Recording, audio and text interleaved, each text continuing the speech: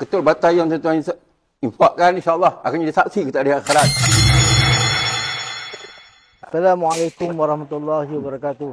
Masa di bulan Ramadan yang mulia ini, alhamdulillah kami dapat mengunjung di pusat anak yatim Darul Hanan yang di kampung Telaga 7, berdekatan dengan Lebuh menuju ke Hak Nai, menuju ke Yala.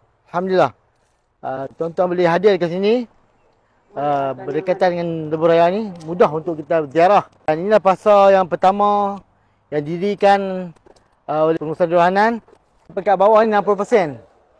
Bangunan ini akan dilaksanakan sebanyak 3 tingkat.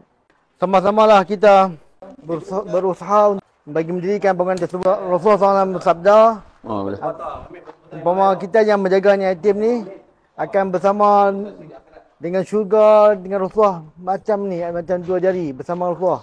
Dan ini betapa mulianya kerja kita ni untuk menjaga anak yatim. InsyaAllah. Seketul batal yang tuan-tuan infakkan, insya-Allah. Saya terharu bila dengar sebut anak yatim. Jadi insya-Allah sama-sama kita mau bantu saudara kita di sini untuk kita merealisasikan satu komplek Darul Hanan anak yatim. Jadi ketul batal yang tuan-tuan infakkan, insya-Allah akan jadi saksi kita di akhirat.